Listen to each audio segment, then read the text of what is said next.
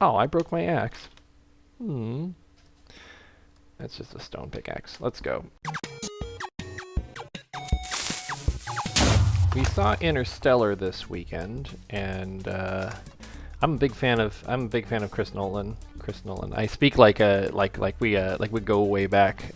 Christopher Nolan. We'll go with that. I'm a big fan of just the fact that he's not afraid to make gigantic movies that maybe tell you something, but also kind of stretch what we've seen so far. I like directors who aren't afraid to try something or just to make something different. I mean, Inception was pretty awesome, and I know at some point it became popular to kind of hate on Inception, and I'm not really sure why that is. But that happens with a lot of popular movies, if you'll notice. There was a while that everyone was falling over themselves to say how awesome Avatar was, and then when it became super popular, then everyone was falling over themselves to say how unawesome it was, and how it was just Pocahontas with better graphics. And okay, fine, whatever. If you want to be that contrarian person, you're welcome to do that. That's why we all have opinions. That's what makes living pretty cool. By the way, let's see here. I'm building a little hidey hole into the side of the mountain here while I get some ingredients and get some stuff here. And there's a creeper, and there are a lot of creepers. Holy crap! And I'm getting out of here. And I've also made this beacon here. Can I zoom? Is there a zoom? There's no zoom. Oh well. I made this really tall, like, beacon sort of thing to say, "Hey Andrew, this is where your stuff is." So now I know.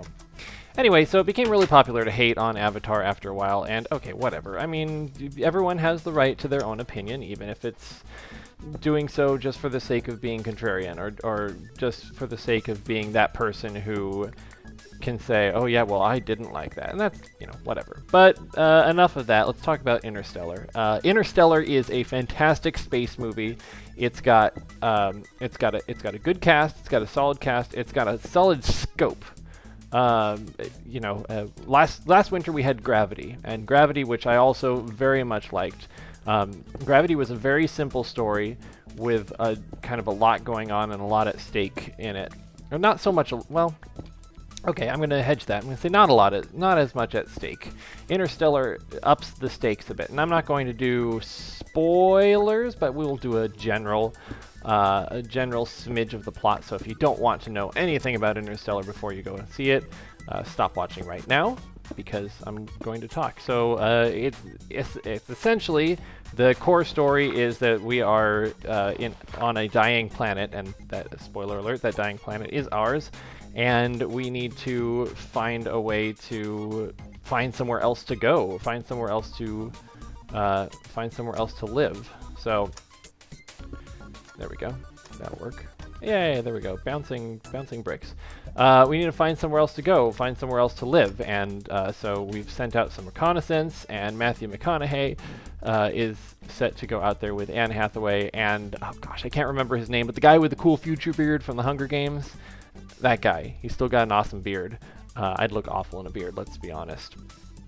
Anyway, so what have we got going on there with Interstellar? We've got a bundling of different space movies mixed together. I mean, Interstellar's like 2001 had a baby with Contact.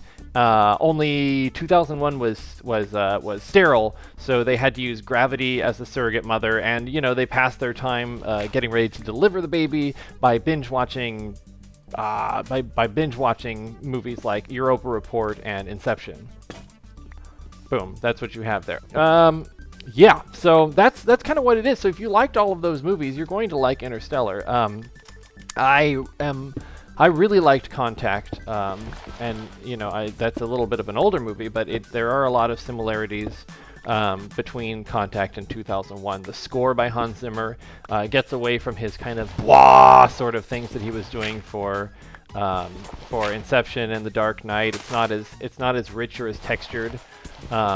It's a bit simpler, but it does constant odes to 2001. There's a lot of use of organs, in there, and then the sound design is absolutely fantastic because you've got they've gone to the true vacuum sort of thing. So whenever anything's going on out in space, there is absolutely no sound associated with it. Not even the Battlestar Galactica sort of muted sound. It's just there's absolutely no sound, and that's it's a really bold design because some people may not understand that that's what's going on there. But it was a good decision, I think. I am terrible at building houses, it turns out. Yeah, so I just did that all for nothing. So the cast is also good. There are some weird things about about space-time, and if there's something that they say in there. Oh my! So there are some flaws in it. It is a bit long, and its philosophical side of things is maybe a little bit on the, I don't know, I wouldn't say it's preachy. I would say that it can be a little bit weepy, and I don't think that's necessarily a terrible thing. Oops, I don't want that. I don't say that that's necessarily a terrible thing to be a little more emotional. It's got a bit more of an emotional drag to it. There's a lot at stake in the movie, and time is an absolutely terrifying thing because black holes are assholes when it comes to time. Let's just do that. So I would say go see it, and if you are going to go see it, and there has been a lot made of this, but you need to go see it in the way that it was intended to be. And okay, so digital is a thing now, right? Digital is probably going to be the future of filmmaking. Some people are a little bit afraid of that, and some people don't really like that. And Christopher Nolan's one of those who doesn't really like it. He wants to do his films using the tried and true film methods. And J.J. Abrams is doing the same thing with Star Wars, and that's not necessarily a bad thing, because it brings us something like this. So go see it in an actual IMAX theater. We're talking the 1070 projection, and you can look that up. If you look up for Interstellar, there's a lot of information about what are the right theaters to watch this film. We saw it at Grauman's at the TCL Chinese Theater in Hollywood, and it was great. Wonderful presentation. They did a lot of the sound mix intentionally, evoking or using the low frequency, also known as subwoofers. So the house shook a lot, and you had quite a bit of oomph in that.